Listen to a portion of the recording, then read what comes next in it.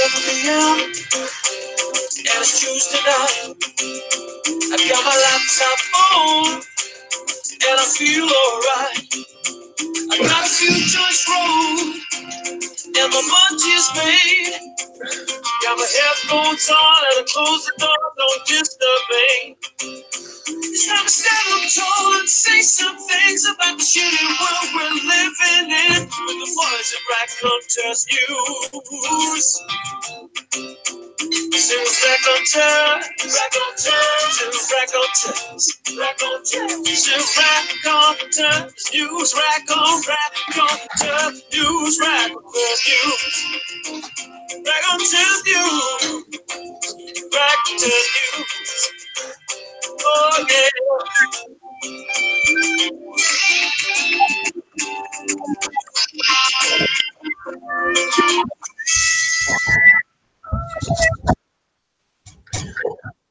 Good evening.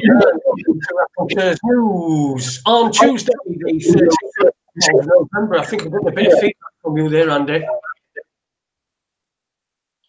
A bit tricky. I was muted, mate. Oh, right. I don't know. It's probably from you. Who knows? Anyway, hopefully it'll sort itself out throughout the course of the 2 hours that we've got lined up for you tonight. We've all come away from being in the wars. Sorry, we've all come away from being in the wars. Paul was with us tonight. He wasn't very well yesterday. Neither was I. I had a bit of a fall and I've cracked a few ribs, I think, and I'm in a lot of pain. Anybody who's done the ribs in the past will understand completely the absolute agony of just about everything that you do, when you've done your ribs in. But we disappointed you last night, but tonight we're certainly not going to do that. Well, we hope not. Anyway, we're going to go along as long as we can stand it.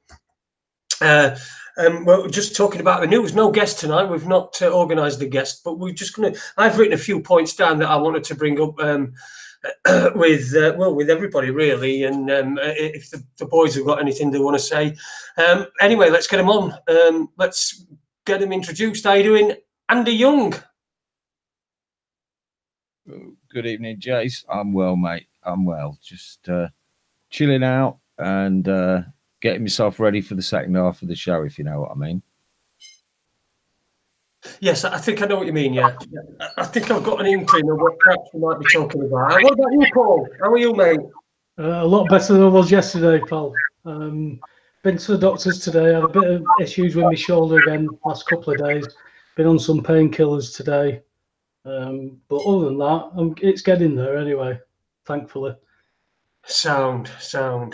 Well, we've got a good show. Let's see how many. We didn't really start putting together the hangout until about 10 minutes before. So we've not got as many in the chat room as we normally would have at this early stage. But there are a few people in there. Super Leads in there. Johnny Jam Shovel, Super Leads. Dave Iron, Richard Kisnet, there's lots of people in there, and someone's here for the Jews, so that should be an interesting thing tonight with what's going on in Gaza, which I'm sure we will touch on. Anything going on, Paul? Well, I've just seen an interesting video that Bill Etheridge has posted. He's just posted live from Strasbourg. He's been to a conference today where Angela Merkel has stated that there will be a European army. Right, and who we're going to fight? It doesn't matter. It just shows that there's going to be this super state of all. It's just a power state, isn't it? It's simple as that. This is what we're going to get lumped into. People need to start doing a bit of history. That's all I can say. I've a good raft of history research this afternoon. Some interesting alternative stuff compared to what we're taught through our education system. When you start to balance it out, you start to see what the political picture was back in the day, and you see what the power structures were, and you see what their incentives and what happened. It's just people get taught a certain part of history that they might be interested in, they might not be. Some people take it as I did. As I was at school, I took subjects that, well, I'm never going to use that again. Take it like algebra. I was never interested in algebra. I'm never going to use that. That was one thing that I was at least right about. But I always go back to the story about the bills of exchange when I wrote that in a school subject, and I said that's of no use to me. Couldn't have been any more wrong about that one, pal. No, I'm sure we'll probably rear its ugly head at another point during the evening. But I've written down a couple of things. There were something I noticed on Saturday, a story that's really passed me by, and I've not really seen very much coverage of it on mainstream media. But it was what do you make of Trevor Sinclair? Who I turned on Football Focus on. People who don't know, Trevor Sinclair is a former footballer. I think he retired in 2008. He's a former professional footballer of mixed race, and he's he's involved in all the kick it out and all that sort of campaign. Now, he was in in January of this year, he pled guilty to drink driving and racially aggravated public order offence. Now, there was also charges of assaulting a police officer and some other charges that were eventually dropped when it got to court. But he's now appeared. He's back on Football Focus. He's back as a pundit on Football Focus on the BBC. The BBC have got somebody who's been convicted of a racially aggravated public order offence. It just smacks to me of complete hypocrisy from the BBC and just, well, utter dog shit. To be fair, what do you reckon, Paul? Well, you actually sound shocked by this. The BBC with double standards. Are we talking about the same company? You know, this is just. If you look at all the landscape now, Jason, it's absolutely bonkers. That everything that should be up is down. Everything down that should be up. There's things that are good that is being put forward as bad and evil, and it's vice versa. Stuff like that, you can see that happening. Yeah, if it happened to anybody, you know, we've had Alan on recently talking about the McCanns. You look at that would not happen to somebody from never mind a council estate, but a 3-bedroom semi who works 40 hours a week. There's something not right about this world and this reality, and as long as people have got that bubble of happiness, or at least they touch all these bases and they count, you know, 1 to 7, 17 times a day, or whatever it is that they do to keep all the balls juggling, because I can see how bad this world is getting. You know, I've seen it from what they've done to me on the inside, as well as like being able to get back on the outside and breathe again and take a deep breath and look around at what's going on. You can't. It doesn't seem like there's any justice to be had until people start getting numbers. And now there are numbers. The system has got to react to it, but it's, you know, it's where people are going to draw that line. I didn't draw the line until it smacked me in the face and kicked me in the balls. Well, you remember, I mean, going back to this particular case, you remember Ron Atkinson a good number of years ago said something that it wasn't broadcast or anything. It was something that Adie, Desai, yeah. He called. I'm sure it was Desai, yeah. Called Desai a fucking lazy nigger. Yes, and never worked in punditry again. Never worked in punditry again.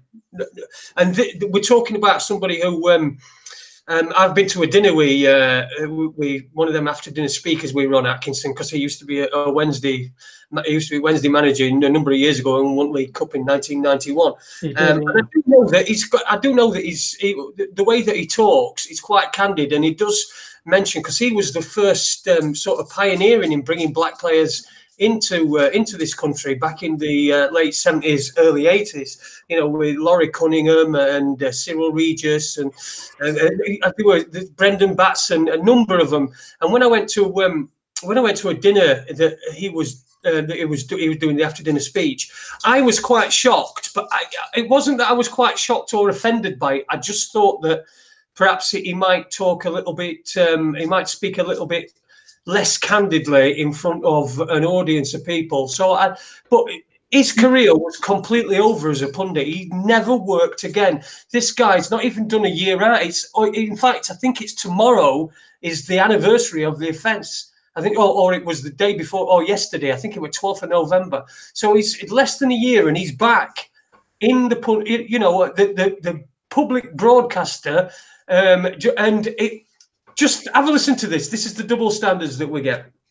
This astounded me. This absolutely astounded me, because I did a bit of research on this. I only came across this at the weekend and stumbled on it, really.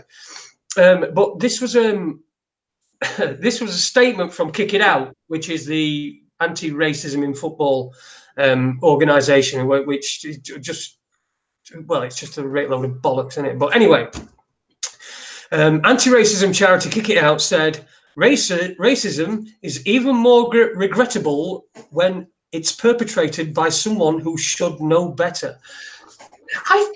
That's incredible. That's an incredible statement. For he should know better. Why? I don't get it, because he's mixed race. You know, yes, he should know better, but there's been no consequences in this, as far as I can see. Anyway, he's had a bit of time off. Probably went to World Cup. I don't know what to say about it, because everything seems to be all mixed up. You've got people who are committing what should be deemed as non-crimes doing a fair bit of time, and people who are doing some serious crimes. Maybe it's just in my opinion on these things, but they're getting like virtual slaps on the wrist. We've talked about it before, haven't we? There's 79-year-old or 89-year-old man who raped a 5-year-old child. He got a 90-day house arrest. Is that just because of his age? What's going on? Are they just introducing stuff that is normalising this? I can't work this reality out at the minute, Jason. And, you know, you're talking about somebody who, say the allegation again, what did he get sentenced for? Well, he'd been pulled up for drink driving. Yeah.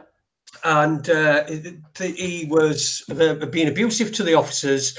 Apparently, as well, but this is he wasn't charged with this. Apparently, he had slapped his missus or something at the same time, and he, as he was arrested, he refused to blow on blow in the machine, and he asked them if he was being arrested because he was black, and he called one of the officers a white cunt.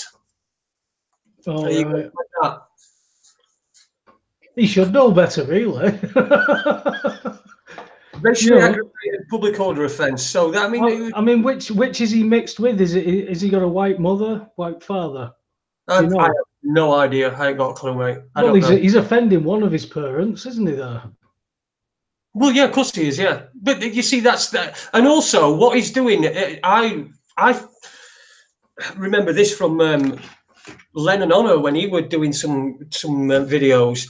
And he said he was doing a video on race, a brilliant video, and he was talking about race. He's a black geezer, but then he broke it down, and he said that he broke down all the people in his family and his wife's family, and said, look, you can't pin anywhere on us. We're from everywhere, you know. And he also mentioned he mentioned that his wife's, I think it was his wife's father, was part European, part white, but really never ever admitted it. Would never bring it up. Would never admit to being white. And like Lennon said in that video, that's him hating a part of himself. Mm. He's hating himself. Yeah. A part of himself. And where does that come from? I mean, I've had this conversation recently about racism. Nobody can be born a racist. There's something of a learned behaviour that gets entrenched in somebody that can't hold. Again, what we were talking about is those can't hold two thoughts in the head without having a belief in one of them.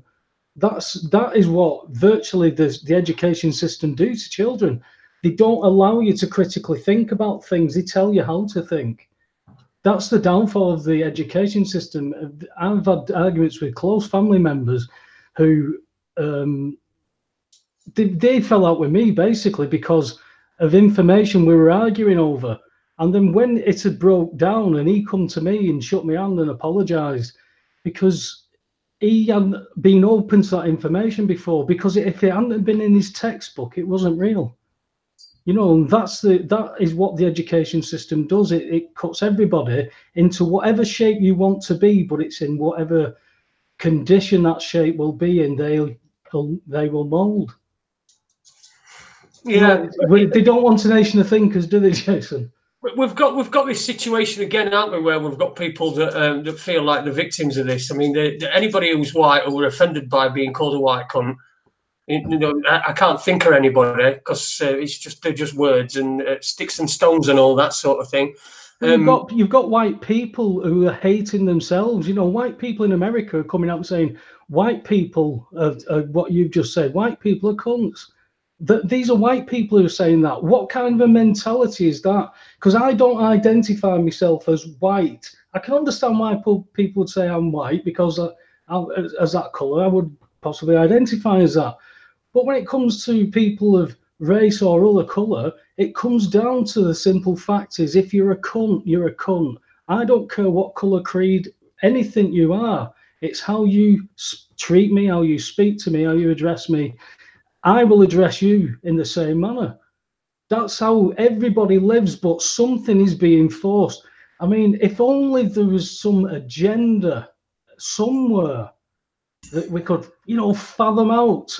I mean, I've been searching and searching, Jason. I just can't quite put my finger on anything. Have you any insight into any of this, Andy?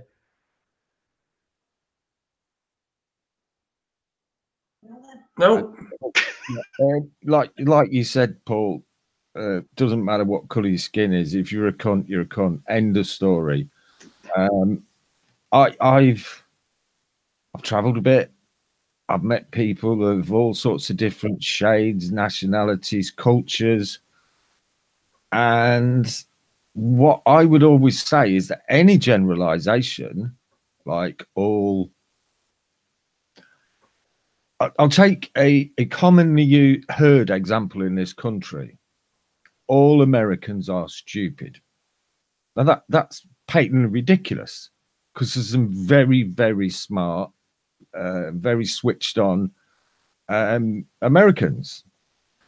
All right, the vast majority of the population over there are sleepwalking into a totalitarian dictatorship, but that can be said of any country on the face of the planet. It's a bit like saying, well, all Eskimos aren't very bright. Well, I don't know any Eskimos, but they've got to be fairly bright to survive where they live. Any generalization by its nature, I think, has got to be wrong. If you say all racists are a bit stupid, I might be inclined to agree with that, but that's a very specific group, and it's very narrowed down. I want to know why, Andy. I want to know why. Why do you dislike this race? Get to the root of it. What's the cause of that?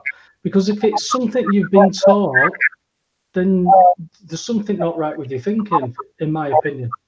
Yeah. For me, it's clearly been taught. I mean, we've been looking recently in quite a bit of depth at the rollout of 5G. Now, Mark Steele told us how that is a phased array weapon system, and I'm inclined to take that on board, and how it can be used with such technologies as voice to skull. So whoever's operating that system can make words appear, or words come into your mind as if you're hearing it either in your own voice or the voice of God, or whatever you might perceive God or Jesus or Muhammad. Or do you remember me telling you? Do you remember me telling you about that technology in it was either Virgin Megastore or HMV Megastore or something, where you'd walk into a part of the store where there was no music being played, but you stood in a certain area and you could hear music, but not because it was audio, because it was inside your skull. This was new technology that they were showing 15, maybe 20 years ago, that I was actually in store experiencing that. Yeah, well, there is someone that I know that is connected very closely with someone who's got an interest in that technology at the moment. I can't say too much about it, but they're up for coming on to talk to you guys sometime in the near future.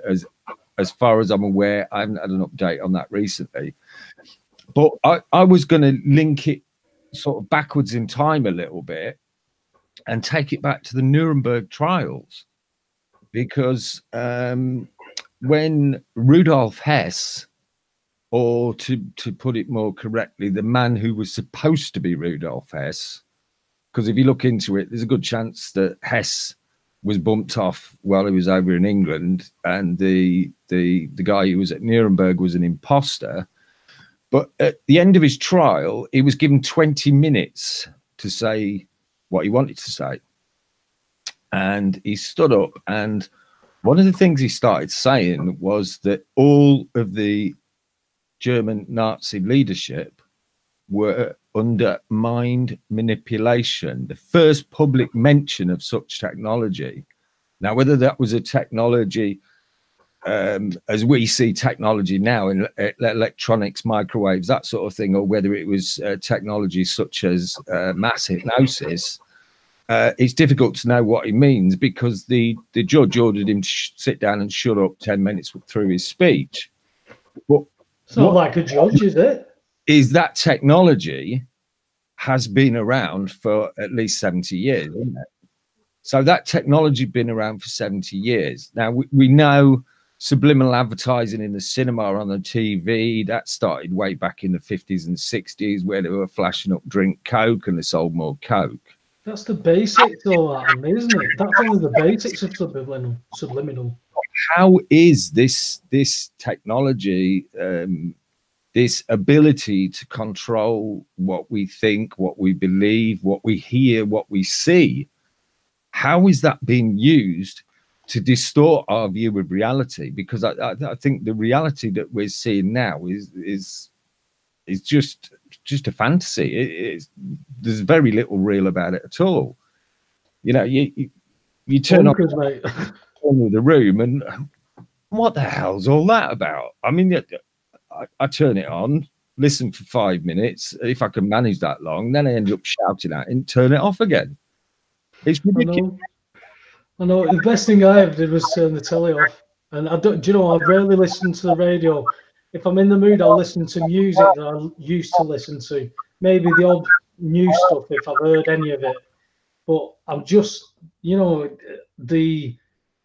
it's very strange for me, because if you'd have said 10 years ago that I'd been sat at home and researching and doing histories and doing, everything you can think of, I've touched on, from spiritual to quantum physics. I've touched on everything to try and get an understanding of concepts of what this reality actually really is, because I didn't have a clue, mate. I haven't had a clue. The stuff my mum's taught me.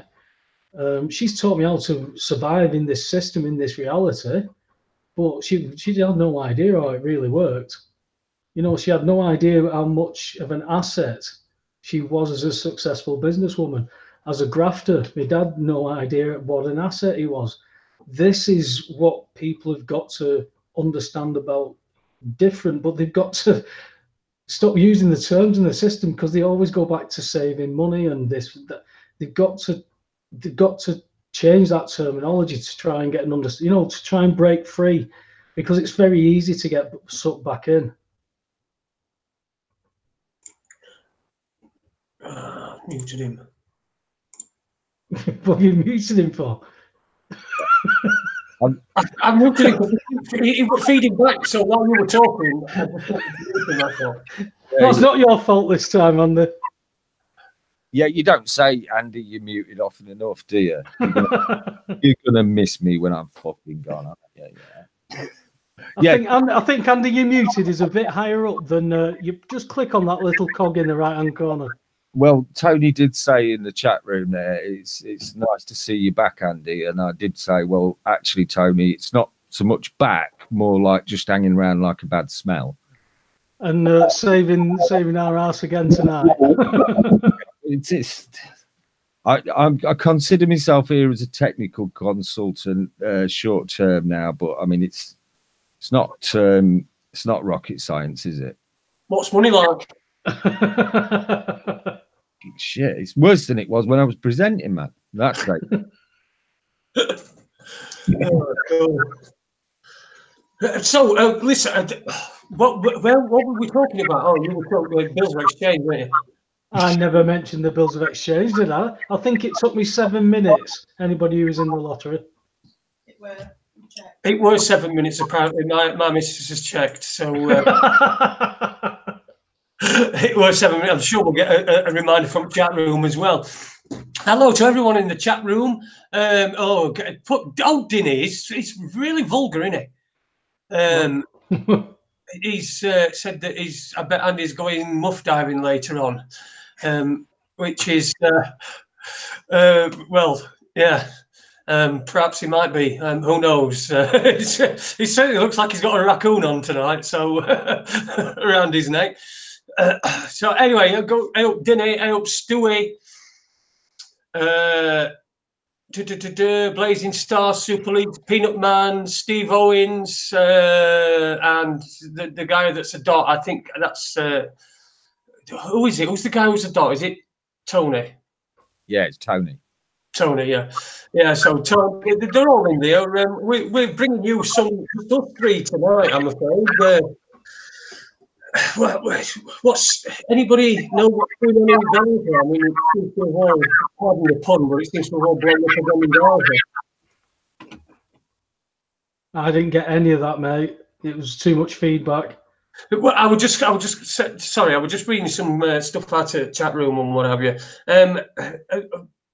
I want to talk about Gaza as well, because Gaza, everything seems to have, like I said, pardon the pun, but it seems to have blown up again in that area. Israel just does what the fuck it wants whenever it wants, and you know, it just seems that the world just stands there and just allows it to happen. So there's that, and also I wanted to get into this story this week about RFID chips being implanted into employees at companies. Now, will you be having one at your chip shop, Webber? That will be a bridge I will not cross if I ever come to it. We'll see what happens between now and then. They always introduce it first off now, and they'll start using it as benefits. Like, I mean, there's about 4,000 people microchipped in Sweden. You know, they've been the test bed for this. Well, the social climate in general, Sweden are a test bed. You know, but the trouble is when you're flooding them with people who don't come from, shall we say, at least the same culture as the Swedes, and rape goes up 400%, and the police are too scared to act upon that. I tend to not model my society on that society. I don't know about you. I wouldn't model my society on that model yet. That seems to be the test bed, what they seem to want for Europe, and they desperately want us in Europe. So my suspicions are raised slightly.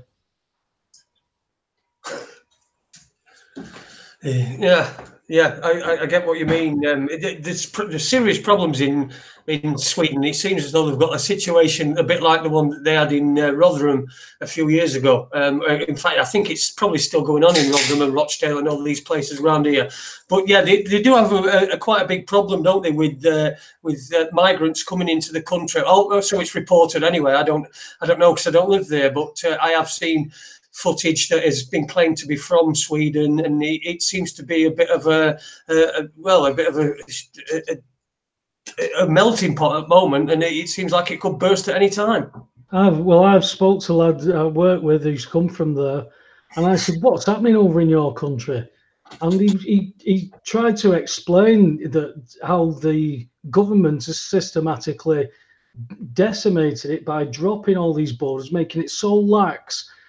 Insisting that all these people come with very much different cultures, but you should not be issuing "please do not rape me" wristbands in their language, hoping that that's going to save you being raped. Is that happening? Say again. Is that happening? That's the report. The reports I've read. That, I mean, I could try and bring up a report now, but my computer might slow down a bit. That the reports were that the police won't go into areas, and because it's not politically correct, they're issuing women with "please do not rape me" wristbands. You know, apparently it's in some cultures. I don't know people from these cultures, by the way. I've never met anybody from any culture that claims rape is part of their culture. I don't, you know, there's just there's something rotten here, mate.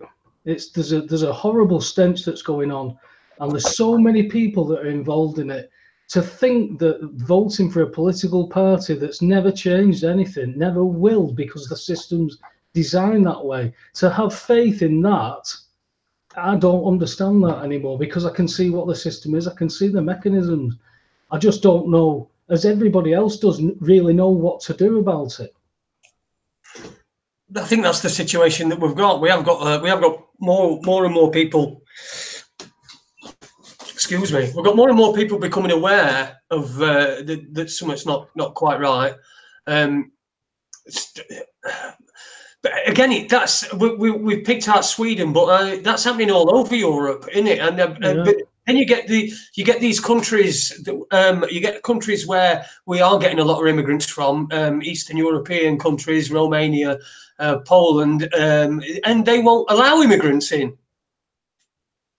Well, I've just been watching. I'll tell you, I've just been watching a really interesting documentary this afternoon from last year called Europa: The Final Battle. There's about, there's a fair few hours worth of documentary there, but you start putting what World War I and II was all about. Put it together, what it's about. It's all this coming of this super state. That's what communism was going to do, but they've had to do it this way after stopping Hitler, who tried to stop communism. There's a lot more balance to this history. It's very much more interesting when you get the balance, because you understand what the political agenda is. You understand the characters that are involved in it. You understand all the, the subterfuge and the talking in back rooms and the handshakes. It's interesting to see what's gone on in this web. It's not as cut and dry as what people have been taught. I certainly don't know everything about it, but the stuff that I speak to people about, they can talk about all the general stuff, but don't touch on the stuff that necessarily was committed by the Allies. Poland was at war before anything. Russia had already invaded Finland. We don't hear about this. We don't hear about Poland genociding Germans. We don't hear about any of that in our history. But it all happened. And if you don't take those bits of history in, then you're getting a biased point of view. And if you're happy with that point of view and it doesn't affect your life, then, crack on, Love Island's on.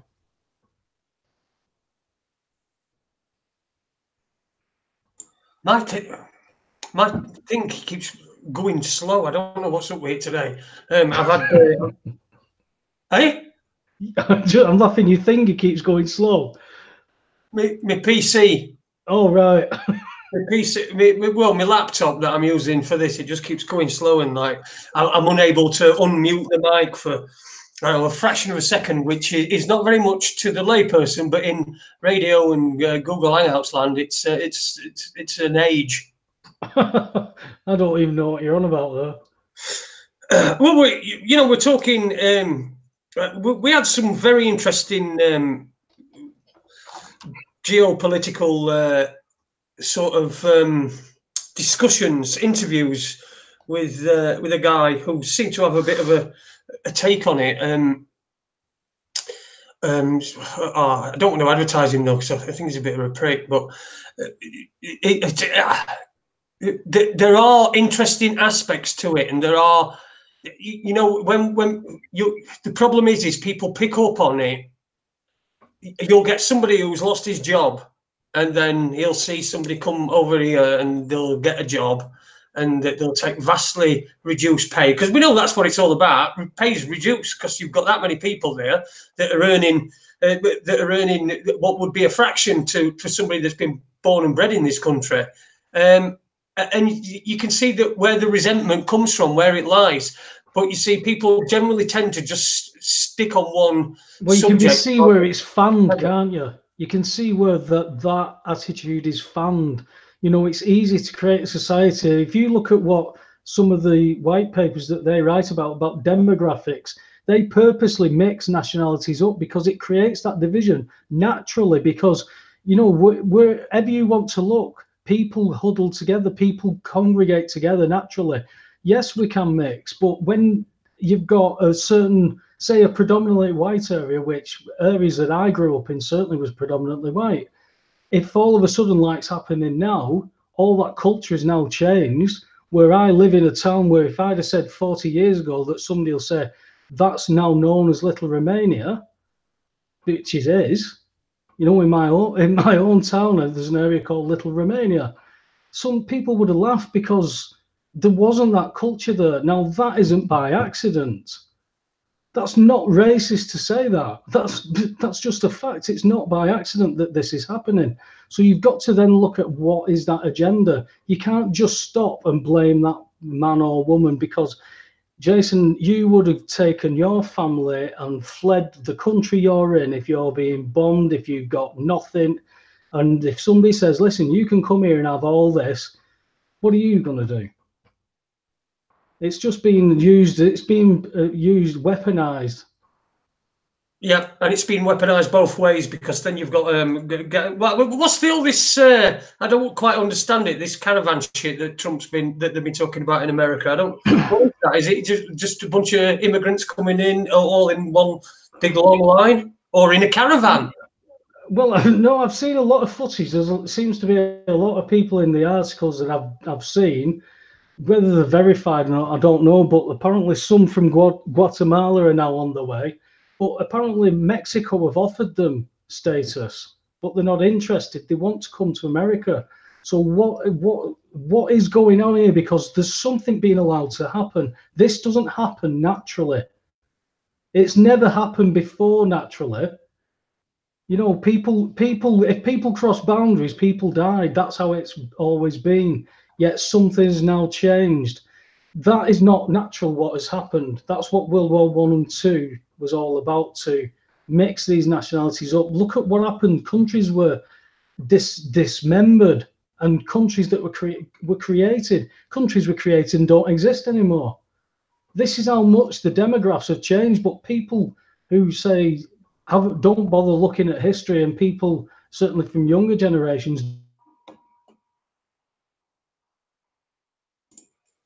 Oh, have we lost you? Are you still here?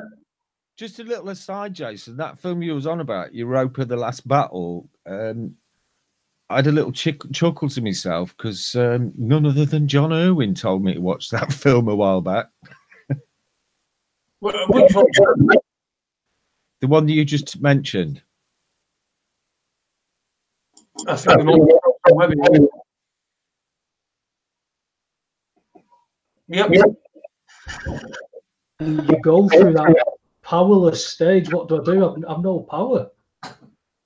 And you know, what doesn't kill you, it makes you stronger. And fortunately, I had good anchors down here, and they've healed me and brought me back to life. And you know, it's enabled me now to at least carry on and do what I can, because it could drive people nuts thinking that I must do something. I must do something. What can you do? I'm not going to destroy my life to prove points to anybody. I've done what I've done, and I'll stand by what I've done.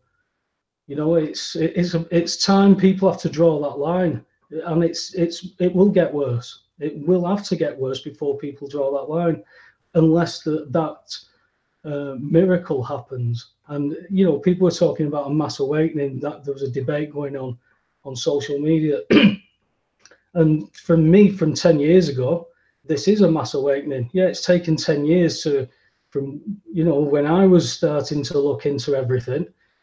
There is a mass awakening because there's people talking about it in my local reality that I wouldn't necessarily not massive, but there's people who were talking about it that I wouldn't think ever would. So there's definitely something that's changed. I don't know how to explain it. There's definitely a demographic change, and it's people like us who are chatting and making connections to other people like us who are not only chatting about things, but they're actually doing things, and they're all going in the same direction, and it all points to where everybody needs to look at. That's all it needs is numbers. Everybody's got the remedies. You can come from whatever angle we want. Once we've got one remedy, that's it. But you're fighting a system that's not going to give it you. They're going to fight you to the death, this system. And unfortunately, that's probably where it's going to end up in it, because that's where it always does end up when empires fall. And let's face it, this is a global empire. Probably started off by the British with the empire building, colonization, all that sort of thing. But like you say, it's something that we need to bring to people's attention. And just I get the point that you made earlier on, how it can drive people right twist, and it can make things difficult for people. I think you said at the beginning, this reality's what can we say about this reality? And the one thing that sprung to my mind is it just isn't reality. It's just what we're presented with. Like he says on Truman's Show, we accept the reality. The reality we're given, yeah. So we've been presented with a reality through a system that's designed a certain way, that's being, as we well know, psychologically proven through mind control experiments and tests through decades and decades. We know that all this is now being aimed through a TV set that we keep in the corner of the room that tells us everything. It tells us what to wear, it tells us what to like, what to eat, when to do it. Andy touched on it, where when they'd advertise a Coke or something like that, or all this product placement, we pick this information up on so many levels, yet the system programs us through certain levels. And if that entertainment, and you do enough to keep that entertainment and your life happy, then you'll carry on like that.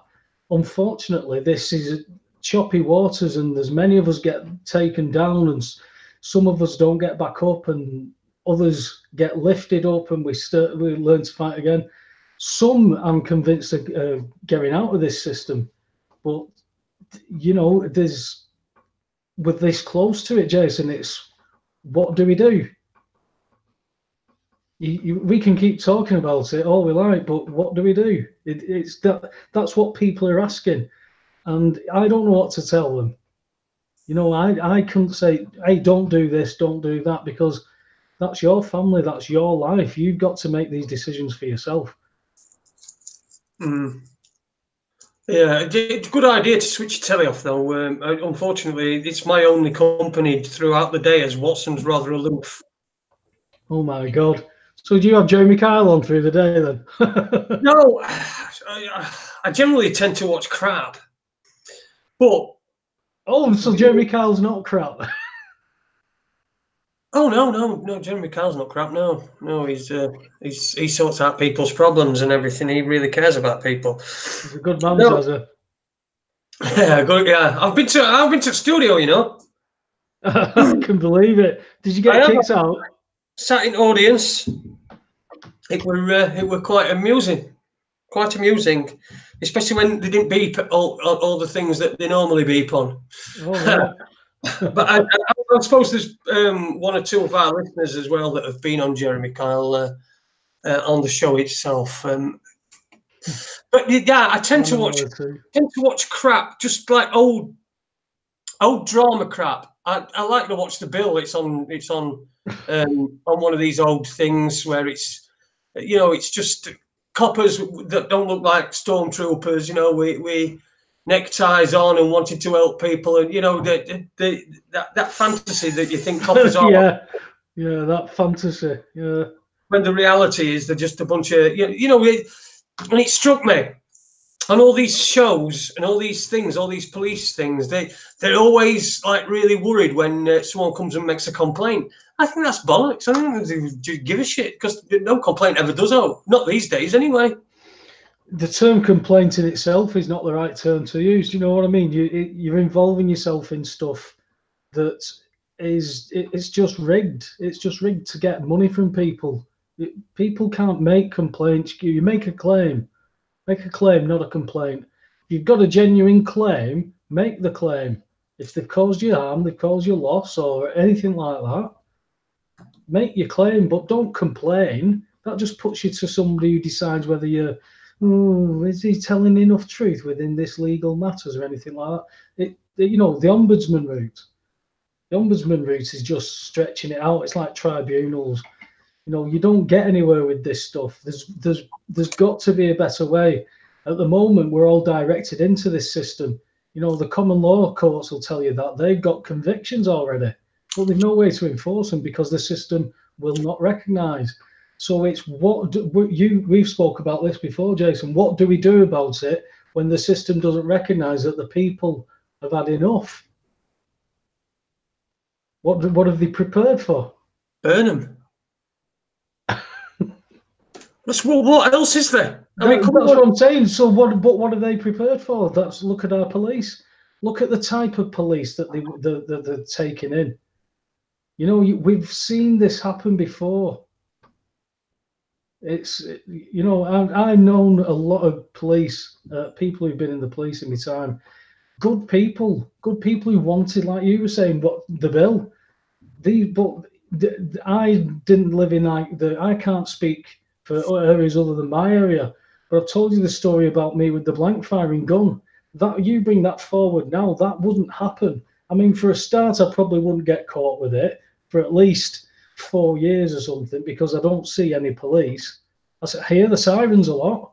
Bloody hell, the sirens are starting like 5:30 in the morning these days, continuing till probably straight through if I don't sleep through it. So everything's changed with police, and you can see that that's now being taken down a path. But again, Jason, is there an agenda? Well, we know that there's no agenda. What's your take on it, Andy? You're sat there. I am worried that we're probably going to lose during the second hour to a big cloud of smoke. So we'll get you in. So I was just nicely chilling out and reading the chat room. I've no idea what you're talking about. Oh, awesome. Neither have we. Well, yeah, Gary did. No, it was Peanut Man came in and said, "What are you talking about?" I said, "It's all right. Nobody else has got any idea either." So, well, I thought we covered the subjects we've talked about. I thought we covered thoroughly. Yes, we have. Even though I didn't know what they are, so probably no use bringing him in. Into this anyway. It's about 10 minutes to the hour mark, and where we'll be playing a record. Listen, anybody who want to get in touch with us here at Raconteurs News, you can find us through. You can get us on Facebook. You can get us on YouTube, Google Plus, Google Hangouts. Find us if there's anything you want. If there's any guests that you'd request us to get on. Anybody interesting that you see knocking about around about on social media and stuff like that, then please get in touch. It's audience participation. Sorry, Jason, what's happening with the analogical show? I'm struggling to contact her. She said she sent me an email, and I've not received an email. So I think my next step is to probably try and find her on Facebook and add her there. And she says she wants to come on, and she's really keen to come on and set the record straight, as she terms it. So that should be interesting. I reckon it's fair enough. What's her name? Analogical. Yeah, it's not what she's on Facebook with, is it? No, Facebook, you'll find her under the name of Anne-Marie Carey. That's the one. Anne-Marie Carey. Yeah, I think that's fair enough. That you can't have somebody making claims, but the claims are to and fro. But I'm certainly not having them both on the same show. They don't seem to work for us very well, those shows, lads. No, definitely not. Definitely not. Well, not at all. Just be car crash video. Yeah, so I'm still working on that. I'm still trying to get in touch with her. To be fair, with this week I've just been a bit in pain, and like yourself, I had a bit of upset stomach as well, so I've been vomiting quite a lot. So I've just been shouting for Europe, that bog. And so I've not really been getting on top of it. But certainly this week now I'm feeling a bit better. This week, I'll probably make a better effort to find it. Anne-Marie Carey, did you say that's her name? Yeah, mate. Awesome. So that should be coming up. Analogical, talking about the 5G thing and what Mark Steele, that was Frank, wasn't it? Mark Steele had to say about 5G. So we're working on that behind the scenes. So anybody else with any suggestions, then just give them us. What have you got all lined up, Paul? Are you talking to anybody? Yeah, I'm talking to Tina Buckler, who's the ex-prison officer. She wishes to come on to talk about what has been happening in the public sector and through connections that she's now made with ex-other officers to talk about the way the public sector has been changed. So that'll be interesting to see a perspective. We've had the police, we've had a fire perspective as well, but it'll be interesting to get. We've also had police on a couple of times, but we've had hospital perspectives. We've had paramedics. We could do with having perspectives from all these public sector because they're all coming out with the same story, Jason. You know, I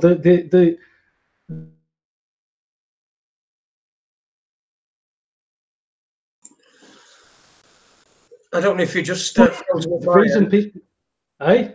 I don't know if you were. I thought you were frozen at my end. Then I didn't know whether it was just me. Oh, I don't know, mate. So where was I up to with you? You got to the bit where you said hello and welcome to RACONTEURS News. Cover that up. But do you know? I don't know where I got up to because you were still talking while you were doing the old. Like that. That's them. Well, sorry, she'll be through public services, public sector. Yeah, it'll be all through the public services, and they're all talking about the same story. That there's no money, Jason. That's the only thing. The only reason that anybody's suffering throughout this public sector, in particular, is that the reason there is all these cuts is there's no money. And with the NHS now, I was talking to somebody today that said that there are some private services that they can recommend, but others that they can't, because there are private contractors that can work with the NHS and others that can't. There's the crossover. There's the line being crossed now to the full privatisation. Right. Okay. No money. Okay. We all know that money's a bit of a fallacy, but here you go.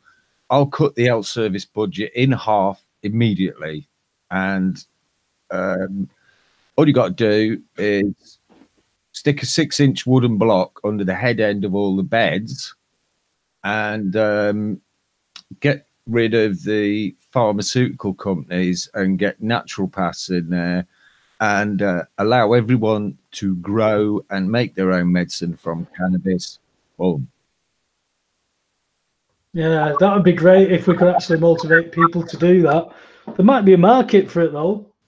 Well, if you didn't have people threatening to bust your door down and put you in jail and stupid shit like that for making use of the natural flora of this planet, then I'm sure a lot more people would be inclined to make their own medicines. And for those that weren't, there'd be some that were industrious enough to make a bit spare for a few of their friends. Maybe they just don't like the business. Maybe they don't like you engaging in commerce with them. Maybe if you didn't charge for it and gave it away, maybe they have a different argument. Maybe. Right, let's have a record or two. We'll have a couple of records. We'll have a bit of a break. We'll try and recharge his batteries and think of things to say in the second hour that are interesting to you, the people listening to this podcast. You're listening to Jason Holmes, Paul Webster, and Andy Young here on RACONTEURS News. It's the Tuesday show. We're going to play a couple of reef records, only short ones, so don't go anywhere too far. Hello, this is Heath Dweft, and I listen to RACONTEURS News.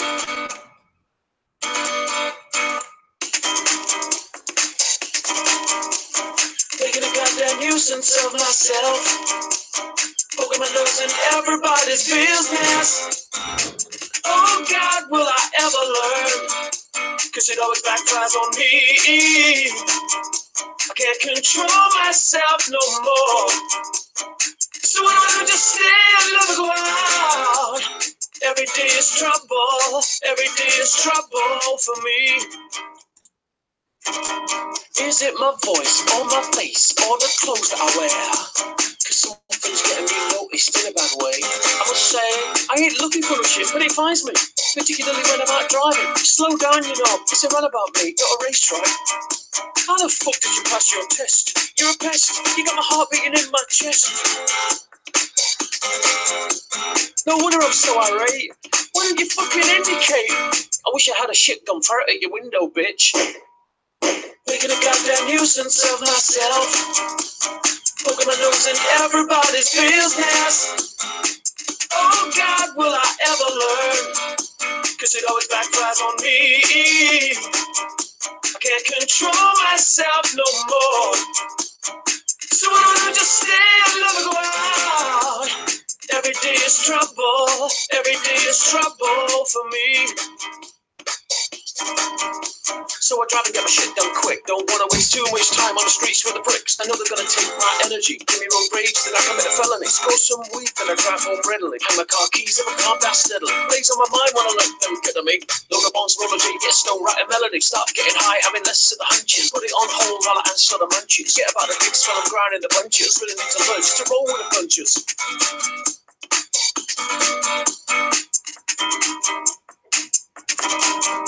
Algún día me perdonado, aquí te estaré esperando, porque yo era muy feliz cuando tú abrías los ojos. Andaba por la noche y andaba muy perdido, me faltaban que tus ojos me mostraran el camino, caminar, porque yo era muy feliz cuando tú abrías los ojos. Making a goddamn nuisance of myself.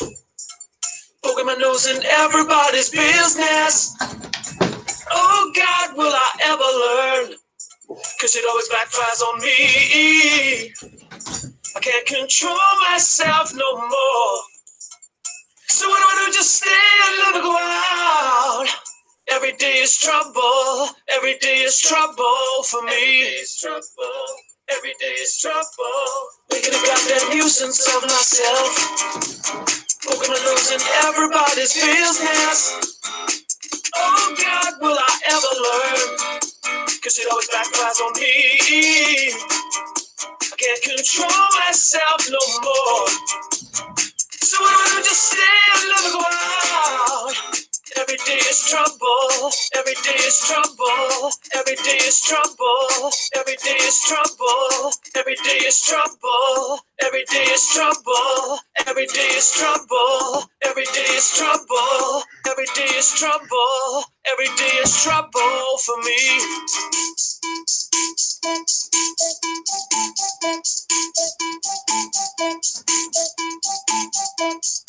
Starting to see a conspiracy been fooling me. When I watch TV, they're manufactured views all over the news. It's giving me the blues, and it's time to choose. Starting to wake up from this sleep, from all the lies they spread that run so deep. But I will lace no more. Who are they fighting for? It isn't me. But now I see there is a new world order, but we're not invited. So much blood and murder from the drones unsighted. World War III is haunting me. I've got to find a way to save my family. The human race has lost its way. We put our trust in science, but it's us who pay. Used to be civilized, but we've been compromised. We're on a one-way train. We've got to break this chain.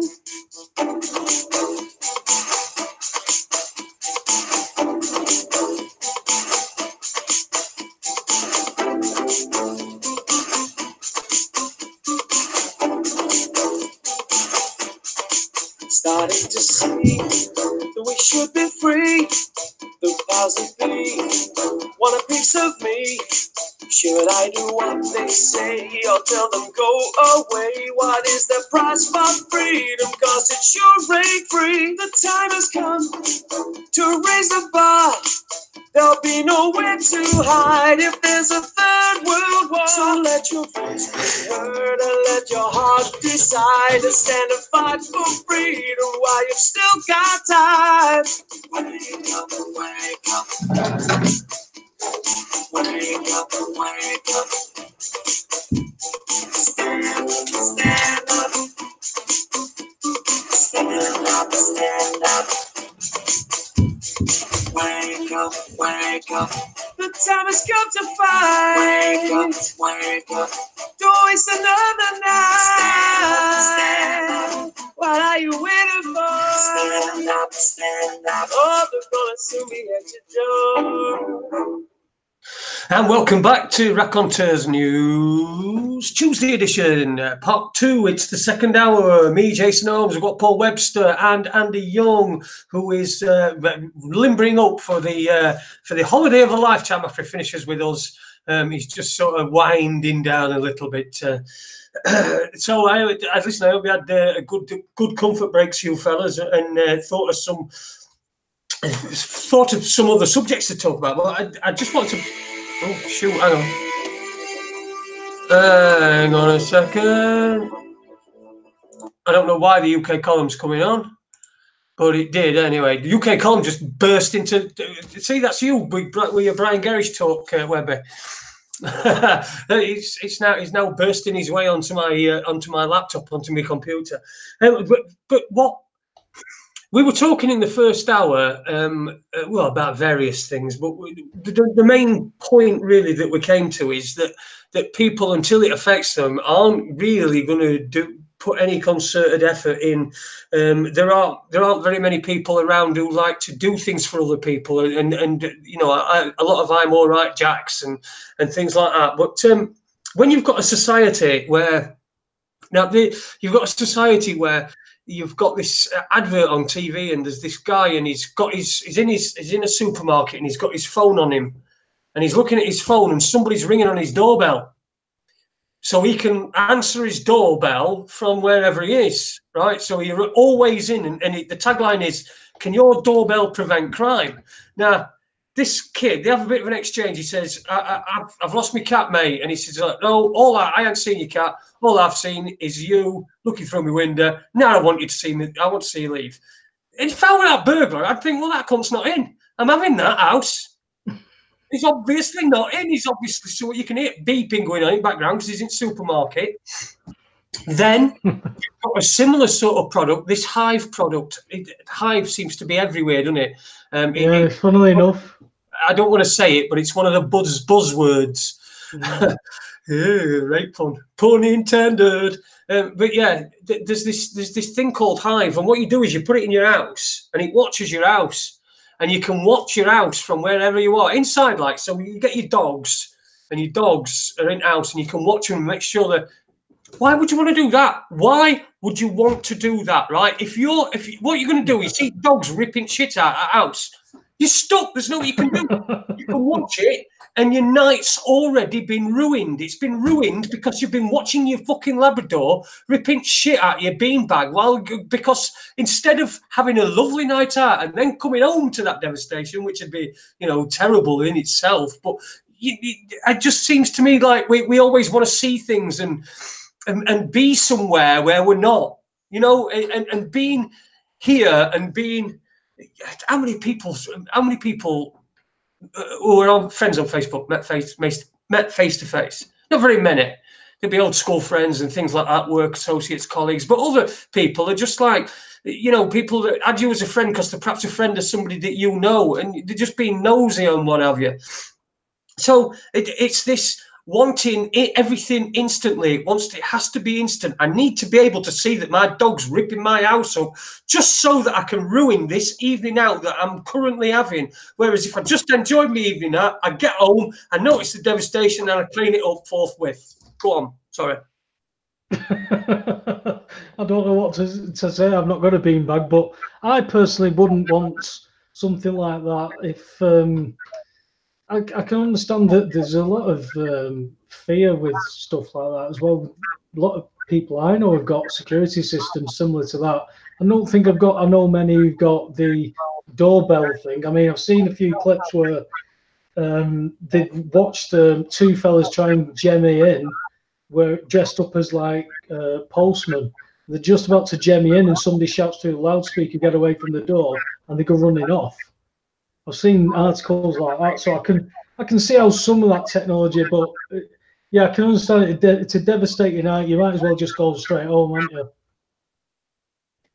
I've seen one of those doorbell adverts that you're on about, Jason. I can't remember when and where I saw it, but it's some Scouse woman, and she's out on the piss with her mates, and she gets somebody obviously trying to scam their way in her house, and she comes out with a right load of abuse. And I'm thinking, well, if they didn't rob your house because they could hear you were out on the mates, you'd more than likely get a fucking flagstone through your window or something.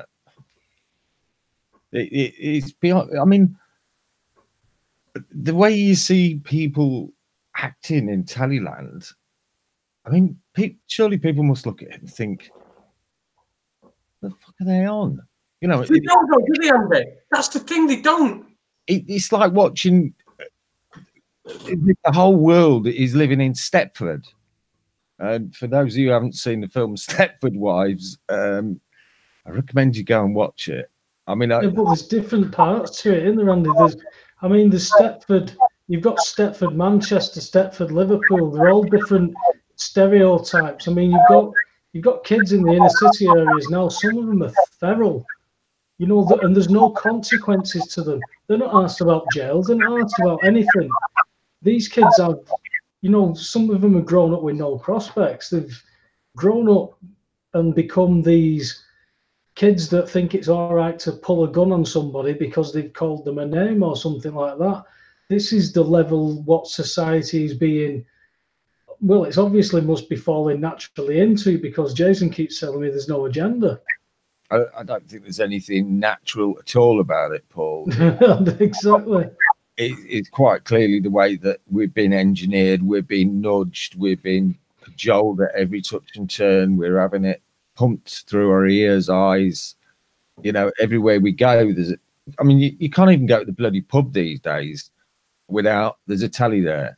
So you're trying to have a conversation with somebody and they go, yeah, but they're busy watching the fucking idiot box in the corner because the football's on. I mean, is it any wonder, really? Unless you can unplug from that and take yourself away from that, you haven't got a cat and hell chance, I don't think. I don't know what the answer is to that, though, Andy, because, as I said, I love my football, and I don't mind admitting I watch the odd football match, but it doesn't mean what it used to mean to me. But I've still got mates, and it still means, you know, if Liverpool lost, it would ruin their entire week. And that's how I used to be. But it was more than a game then. And when you realise what everything we're all been up against, what our parents have been up against, grandparents, this secrecy that's been an agenda that isn't really there, that's been pushed all the way along, that's caused all these things to happen right up to the point where we're sat now. And there's a time that people have got to take responsibility for that. When people do that, I don't know, because like I said, I didn't want to take responsibility for it, but you go in and you try and fight and show that you know what you're doing with this system. And because it doesn't like you, because it wants to take what equity you've got and tell you that it's boss, it'll use all its means, including their police, and do what they do. So it's where you draw that line. When they drew that line for me, they could have walked away from me loads of times. I put everything in there. I said I was willing to withdraw all claims. You know, I've got claims that are, you know, 200,000, but unless I take that claim forward, then I'm not going to get anywhere with that. But the factor is, I've got to go into the system against a multi-billion-pound company that don't like me anyway, that won't even accept the remedy that they've issued to me. I'm thinking, wow, what is it they've got to do? That it's not like I'm trying anything what they're accusing people of, because they're accusing people of debt avoidance techniques gleaned from the internet, some of these utility companies. And I'm going, you've issued this what are you talking about? And you can't get any sense out of these people, and you're going into that system. But I'll tell you now, the two words I remember a judge saying to me was become claimant. That was the only way. But it's how you get into that system. There are good people in the system. There are still good people in the system. It's not totally rotten, but for these big issues, you're only going to come up against rotten. If you look at all the inquests and inquiries we've had into the paedophile stuff, look at the people who've had to recuse themselves and stand down because of conflicts of interest. They do their best to cover it up in-house. And that's the deal that you do when you go into this system. We have an alternative, but it isn't recognised. That's what the balance is now. How do we now start to tilt that? Fortunately, there's people working on both sides, and they're all going to the same end at the end of the day. Even the bits that I've had a good conversation again today about some work that we're looking into. That conceptually, it's perfect. But we need to find that mechanism, and touch wood. Something will come of it, because some balance has got to change and give people information to this. But until they've got that thirst for knowledge and the life isn't affected, they'll stay in the system. Some will even fight to defend it. It's going to eat them up. It's designed to do it. We've seen them do it before. It's not nice. Yeah, what they've also got a nasty habit of doing is when you think you're getting somewhere, they just put a little kink in your plans, and suddenly you end up somewhere you never planned to be, and they're saying you've got a victory, and you're saying you've got a victory because you don't want to admit that you've really fucked it up. And a classic example being the legalization of cannabis. I really despair seeing the people who advocate the legalization of cannabis. Think it through. You want this to be regulated by the same people that are making billions out of poisoning you now, and have been doing for the last 70, 80 years. And already controlling the biggest cannabis plant. Yeah, if we keep voting, the next lot in might be better. Things can only get better. I remember it with Tony Blair, but I'm hearing from my friend Ricky over in Canada what's happening over there. It's been legalized a couple of weeks over there. Now they put back the date of this supposed legalization for months to get the infrastructure ready and to get the stores stocked up, and they sell it in liquor stores. Is it the man-made stuff? I think it's natural stuff at the minute, because I think you wouldn't have a cat and hell's chance of selling the man-made stuff in Canada, particularly in Rick Simpson's area. I wouldn't like to think so. But Ricky said he went down the store. He was telling me, and he said he was surprised to see the spectrum of people coming in out of there with the little bags that clearly came from the dispensary. And he said that was good to see. But he said he's also talked to some friends who bought from there, and it's rubbish cannabis. Quite often they get underweight. Also, they're getting it moldy as well. And it took them, what was it, less than 3 weeks to run out of supplies? Bloody hell.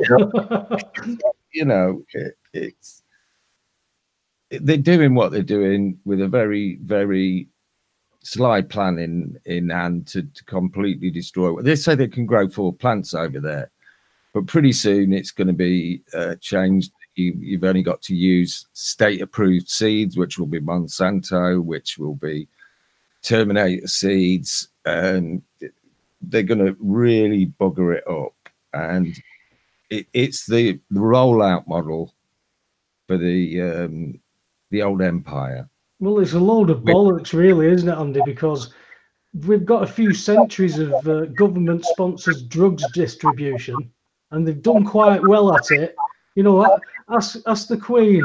Ask the Queen. She's not done too bad out of the old drug distribution. So it seems strange that they're struggling to grow and distribute this, especially when you've got links with MPs of the big cannabis plant growths that they're in control of, ready for legalization.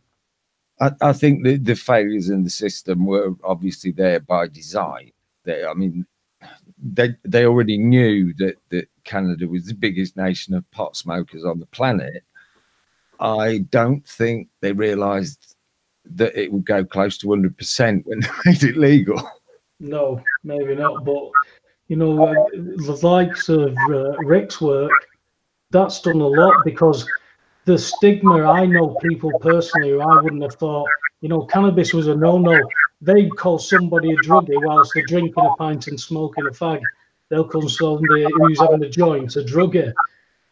So there's a stigma certainly dropped because of not only the healing properties, but the possibilities.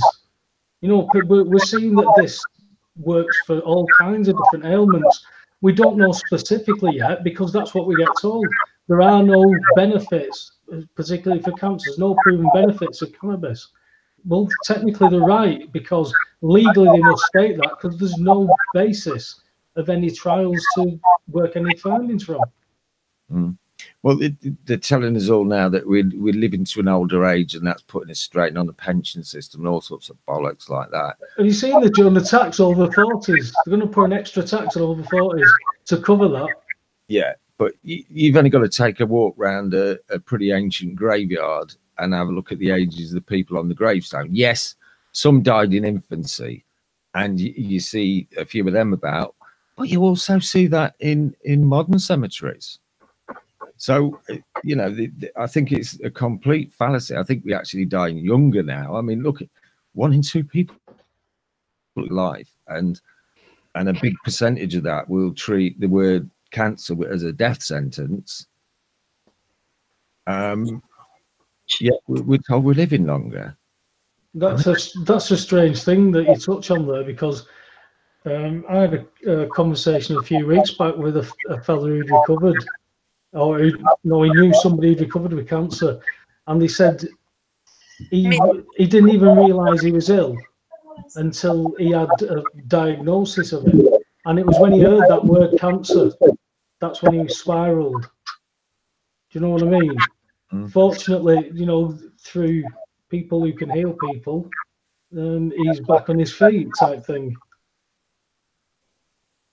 It's amazing what people have been denied access to, but via just information. And particularly, like I said, I've touched on history today because that's what I've been doing. We need to know our history, Andy. The trouble is people aren't that interested in it, because, as Jason touched on, there's a lot of entertainment out there. Oh, yeah. Well, there is. Listen, I wanted to get back and wrap up that we were talking about those doorbells. Where people can see, you can see whoever's at your door. I was just going to say, today I had this conversation with Adie. Who, Adie? Our Adie? Our Adie, yeah, he used to have one, and he said this. He said he bought it from Maplin, not the holiday camp and IDI, but the electrical store. I think it used to be Tandy's or something, didn't it? Whatever. Anyway. He bought one from, what? They've just shut down, mate. Yeah, I know they have now. Yes, but they hadn't. They were still open when Adie went and purchased one of these doorbells. Anyway, so Adie does that. He'll go out and spend a fortune on something. He'll spend a fortune on something. So he got one, and he said it was crap. He said by the time you got the message on your phone, that someone was at your door and it had connected and you could see them and you could talk to them, they'd already gone. Yeah, they'd already gone. He said, so he took it back to Maplin and just said, it's shit, I'm not having it. And he had it only had it on for a couple of weeks. But, you know, he's doing okay, by the way, if anybody's good. Sat with me for an hour today, which were quite the experience. Oh. I've already any Thailand stories? Hey? What did you say then? I said I've already had a conversation with one raconteur tonight, a 1 hour one earlier on, and now I'm having a 2 hour conversation with someone calling me a knobhead and Webby.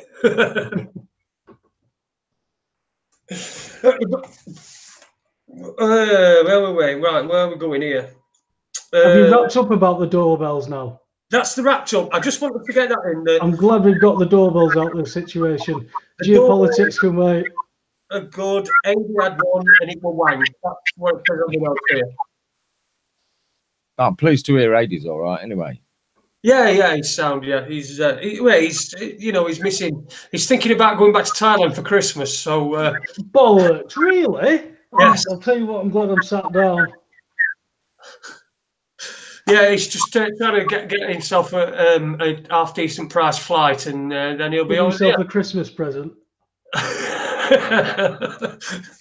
Yes, well, I think we'll probably steer clear of that for this evening. Adie and his antics over there in Thailand, which I'm sure anybody who's not heard about them before can understand. Listen, I wanted to get. I've just written just like a couple of ideas down. I've written one here. I don't know what the one that says BBC useless wankers is referring to. I don't remember that one. But I have written California fires. Now, what you seen about this? What do you know about what's going on over there? A lot of different things. Again, it's the same anomalies as we've had last time with these fires. There seems to be a lot of pictures coming out. Again, there's the claims of Photoshops, but there's a lot of claims coming out that these properties are all burnt to the ground. Yet there's a lot of greenery that is nearby. You'd think that this fire would touch on something, but you know, I don't know. It just doesn't seem right. You've got people like, I think Kim Kardashian and Kanye West hired their own private firefighter force to make sure that their houses stayed okay. And then Gerard Butler is taking selfies outside his burnt out house. So there's a lot of pictures that are coming out, but we've seen it all before with this property. There's an interesting documentary I've seen with a woman called Deborah Tavares, who talks about the conspiracy to burn California and the reasons behind it. I've seen a map actually today of there's a new rail system they're putting in that just so happens to be down this type route where these fires are. Who knows? That could be a coincidence. So there's a lot of talk of directed energy weapons. Have you seen any of the videos that have been floating about where people say, "Oh, here's a directed energy weapon. It's being fired now," and that because there's a lot of people say the transformers blowing up and things like that. But they seem to go on for quite a long time, and we know how easy it is to doctor videos as well. So there's always that to take into consideration. But it certainly seems to be taking on a form, and people are forming a consensus. At least some people are forming a consensus that it's a directed energy weapon, like probably Dr. Judy would be able to explain to us a little bit better, even though we had her on before and we didn't get her to do it then. But yeah, like you said, there were a lot of houses that were a bit hit and miss with the houses, weren't it? Some were destroyed and some were not, but all the greenery around them seemed to all still be in place. Certainly, there's some pictures I've seen where I would expect a fire that has done that kind of damage, for the greenery that's in that vicinity, it should be, would say it would catch fire, because some of the shrubbery that you've seen there, it's like the pines, they should go up, you know, straight. You know, these are quite combustible things, and you think of something that destroys property. they've also linked this with smart meters. Is there something that are triggering these smart meters? As you said, Jason, we're looking at all the evidence, and all we're coming up with is circumstantial. But it's, you know, you take this forward and say there's something not right about it. People would say that, well, it's worth an investigation. Yeah, see, Roberto's posted in the chat room that he directed some energy down the toilet this morning. Great. Well, yeah, I think we all did that. I'm sure oh, I did. Yes, I had rather a good one this morning. Thank you for asking. Yeah, so California's it's pretty bad and all. There's been a lot of people killed, haven't they? It's not like it's just property that's being destroyed. I mean, there's talk of people being burnt alive in the cars. You know, we can't get away from it. You just can't imagine what sort of hell they were going through, and what causes such an inferno like that. And you know, especially when you see a lot of the greenery, it's not all destroyed. There's a lot of it where it's just a house, and then there'll be 2 houses that have not been touched, and then there'll be 3 that are all burnt to cinders. You know, yeah. Is there a link? I mean, now can you go and knock on them doors? Well, I don't suppose you can now because the doors are like incinerated. But could you ask to go? Did you have a smart meter? That's a case to be answered, isn't it? Because there's definitely questions about, there's lots of different things going on, but we're just talking about the wildfires. There's questions about how fire behaves. I'm not a fire expert. In fact, like, you know, I'd love somebody to come on and explain how these fires can do this. If there's an explanation, how these fires can only affect property and not greenery, yet wildfires that we know naturally normally burn the bloody lot. I mean, we had a lot over here, didn't we, with the Pennines and up Rivington and everything like that over the summer. We had a lot of fires here. That was obviously started unnaturally, but it burned naturally. These fires are just, you know, there's something not right about it, but people can't ask questions. Again, it's the suppression of information. That's where the key is. We've got to find out what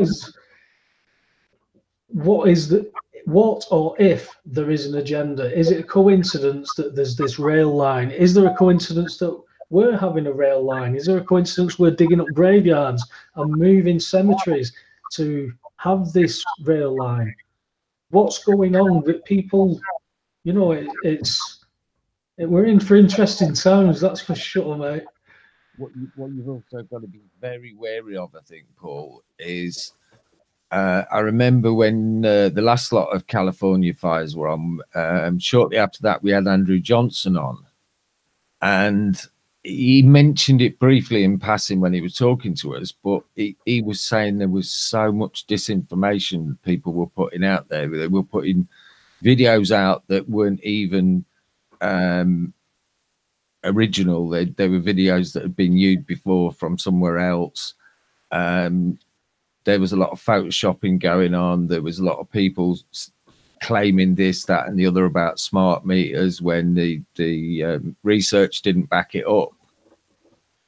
So yeah, what you've got to be wary of is, yeah, there's things that need looking at, but you're going to get so many stories popping up that are just distractions. You know, it was this, it was this, it was this, and when you look, it can't possibly have been. And you just get led down those blind alleys. They seem to be quite good at doing that. That's what it's designed to do at the end of the day, isn't it? Because people will either get bored or just be happy that that's a hoax and, you know, skip over it, you know, scroll on type thing. Well, all I can say is I'm glad Kim Kardashian's arse didn't melt. I'm glad Kanye West didn't melt. And I'm glad Gerald Butler, or whatever his chuffing name is. I don't suppose any of them are going hungry tonight.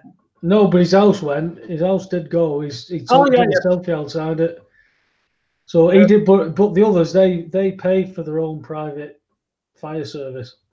How do you do that? And when you've got a crisis like that going on, how do you have a private fire service? Surely anybody with any firefighting experience would be fighting the fire, you know, with the authorities. They were the cons. They were the prisoners that were doing it for $2 an hour. Right. Okay. It's just unbelievable, isn't it? I mean, is that not slave labor, mate? Because if they train them to be a firefighter and let them do it, you know, they can't apply for the fire service when they come out because they've been in jail. So, you know, it is slave labor at the end of the day. But, you know, some people say, oh, well, they deserve it. I don't know whether that's right or wrong, but it's wrong.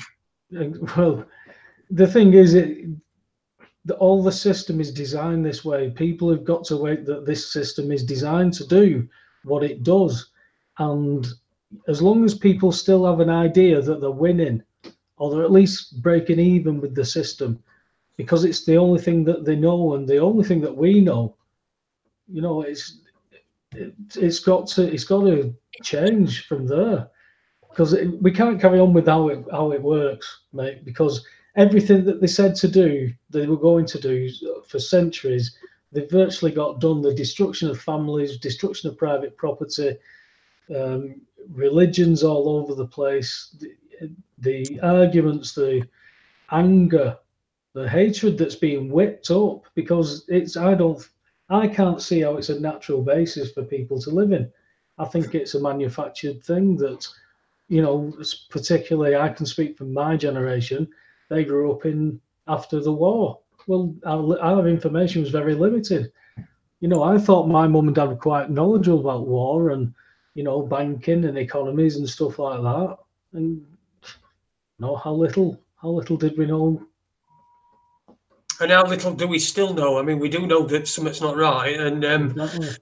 we're working our way through this mire of shit that's been put in our way. You know, where you've done a racism, you know, or you've done a homosexual or something like that. Not done, obviously, but you know, you said something homophobic or would be, you know, and then you stick them. You get another one, and you say trans people. They're another people. You can't say all about them. And it's not, and that's the thing, is it's not the people that are going through or who claim to be trans or that are gay or are black in most cases that are pushing this agenda to split it up. Well, I know a lot of friends of mine who are gay and lesbian, and I remember a lesbian friend of mine saying, those are exact words about those feminists, you know, the ones who are like screaming and shouting at men and screaming from the vaginas and stuff. Ugly fuckers mostly and all. She said, those fucking idiot lesbians in the LGBTs, she says, it fucking gives us all a bad name. Don't attach us to those fucking weirdos. Now, that's not my words. That's what she said, because the LGBTQPWXYZ seem to say, oh, we represent everybody. And that is what is pushed now through that non-agenda that doesn't exist. Well, are we actually getting our first coming out live on RACONTEURS News, Webby, there? This bit, a lot of my friends that are gay, are you trying to tell us something there, kid? No, not really, mate. I've just got a few gay friends and lesbians. Oh, bloody hell, I thought I was going to go out in a blaze of glory there. That would have made a great show, that, wouldn't it? The grand finale, or the gay finale in this case. No, I'm not the gay in this village, mate. Oh, well, what does it matter? It's the point is we're just talking about the agenda itself, the non-agenda that it is, the amount of the gender agenda, where people are split into so many different. You'll have like these. There'll be twits and twees and V's and D's and sneeze. You know, what gender are you? I'm sneeze. I'm a sneeze. 41-year-old sneeze. Do you know what?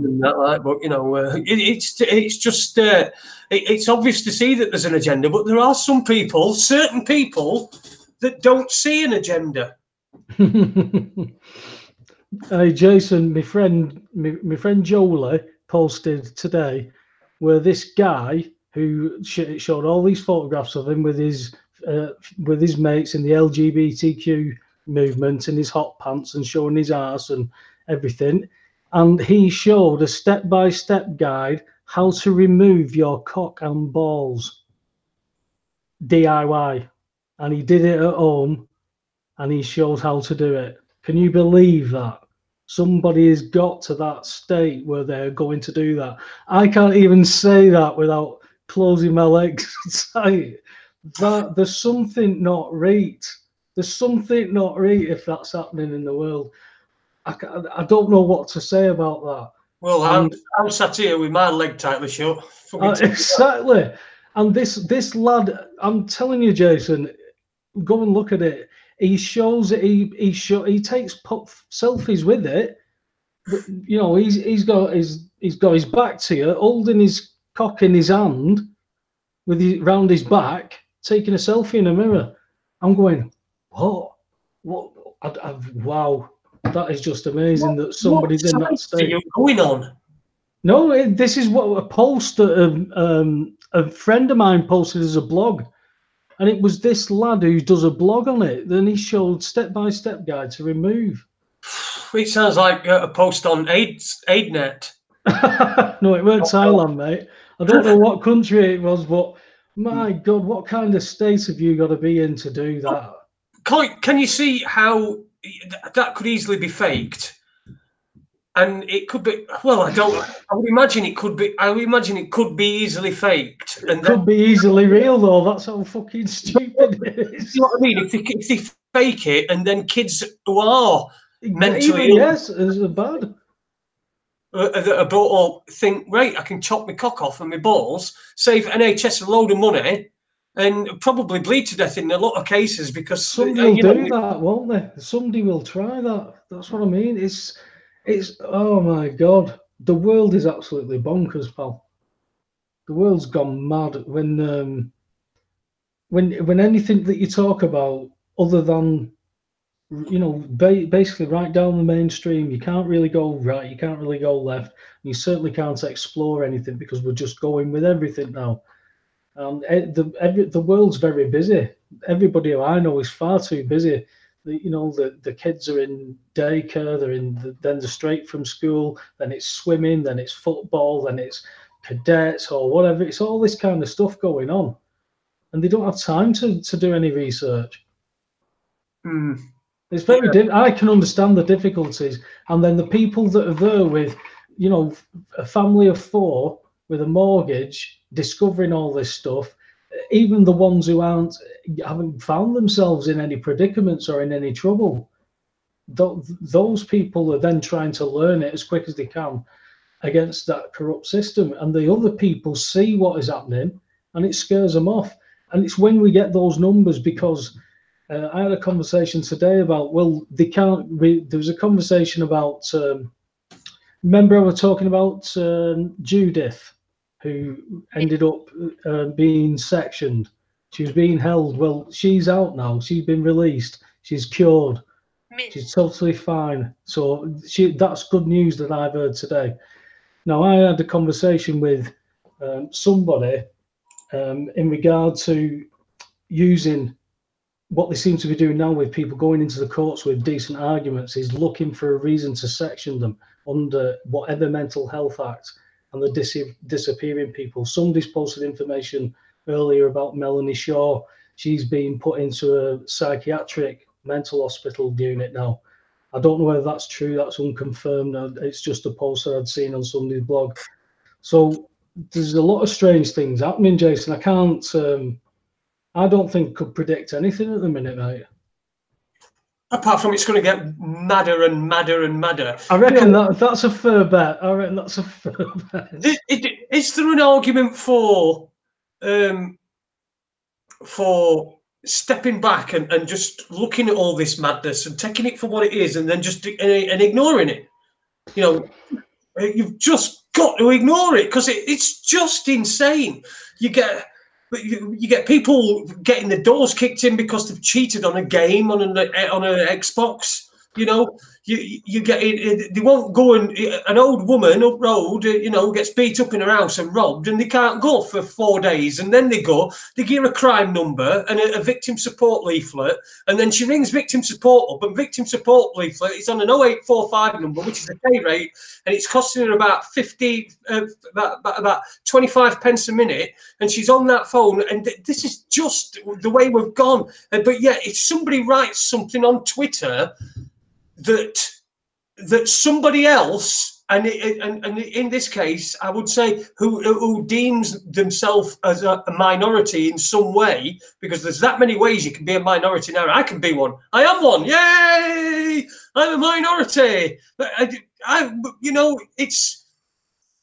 I don't identify as my minority. I'm all right. I couldn't care less. But people then become more and more sensitive to things that are said to them that somebody else has told them is a bad thing, because it's always somebody else that's told you what's bad and what's good to say. Learned. So you get offended by that, and the coppers are at door in 5 minutes. 6 cars. Exactly. There was an incident up from me where a guy had 2 cop vans and the DVLA attend because he was dealing in cars, and it wasn't the fact that he was dealing in ringers or anything. The cars just weren't taxed, they weren't insured, and they were on the main road. But 2 vans turned up for that, mate. Yeah, people, I know we've been robbed, and it's exactly the same as what you're saying. The legislation that's coming through the police, some of it that I've read, I mean, some services, again, you're looking towards the south, but some police services are saying that if English is your second language, then you're not a priority. Now, if you don't want to create divisions, that's not a really good route to take with policies, is it? Well, I was a party to an interesting conversation the other day. I stopped for a bacon sandwich on the way to visit my grandson, and there was this truck driver there. He was clearly ex-forces. You could see by his demeanour, and he was, barrel-chested and all that, and he was saying about how it's now an arrestable offence to insult an ex-member of the armed forces, and I'm like, what? Says you're having a laugh, and he went, "Oh no, you could be locked up for it now." And I'm like, okay. What was his name? Officer Bellend? I don't know. I just thought, are you for real, mate, or are you just making this shit up? There's a lot of characters out there, Andy. Have you ever been on public transport recently?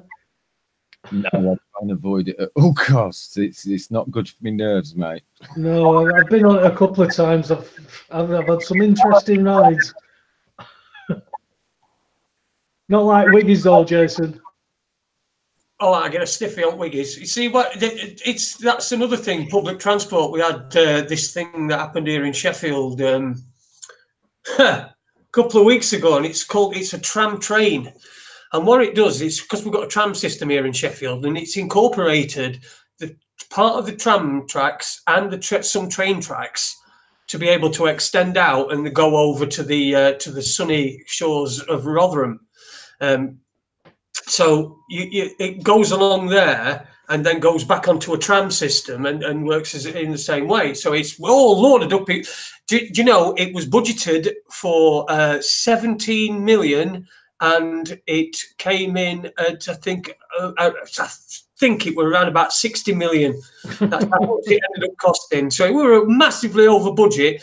And then on the first day, they obviously put somebody in it who can't drive, and they crashed it. So it was the first day. I think it was the first journey, weren't it? Yeah. It was the maiden journey, and they crashed it into a lorry. And it just goes to show that. These councils, what we've done is we've a Titanic tram. What? Yeah, it derailed. Yeah, but it just goes to show you that we've raised such a generation of what can only be described as fucking idiots, right? And now those fucking idiots are getting into places where they're making decisions about things, about, you know, with public money. They're like children with sweets in the pocket. They've been at sweet shop, you know, but they're idiots essentially. But they've got a piece of paper. They do as they're told, Jason. Though. Yeah, that's it. That's what they're looking for in the public sector, in particular.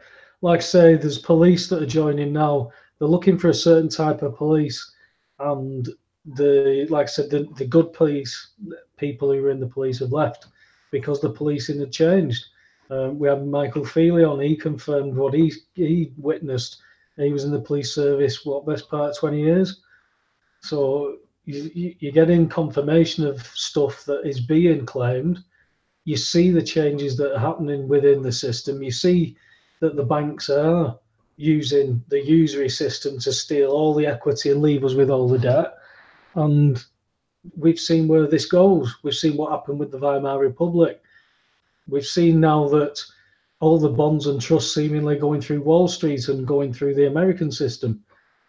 You know, there's a lot of questions, but we can't get any answers because Jeremy Corbyn wore a shitty Mac to the laying of the wreath at the cenotaph. Fucking bastard, eh? What a fucking bastard wearing a fucking anorak. Fucking hell, what did everyone else... It weren't just an anorak, it was a dirty anorak. What were all restaurant wearing? Fucking solid gold suits or armour? Suits. They were all wearing suits. Suits? Suits they were wearing. I mean, that just shows you, doesn't it? I mean, anybody that can't see that is just utter fucking bollocks. So what? You know, Jeremy Corbyn, you see pictures of him, he stood with Martin McGuinness or what's his face, back in day. And you know, here he is with terrorists. I've just seen him with some terrorists. He was with Tony Blair and Gordon Brown. They killed far more people than Jerry Adams and Martin McGuinness ever did. And I'm not like lowering the importance of that shit that went on and the terrorism, and I weren't around for it, thankfully. I'd grown up, and so by the time in 1990 when they had the Good Friday Agreement, so we're all pretty much over by then. But I do remember the carnage that went on, the bomb in Manchester. I remember that. Just the amount of damage were unbelievable. I know people the Warrington bombing personally affected. I know people that bombing personally affected, but the IRA and the RUC and the British government, there's a lot more ties, there's a lot more history to this.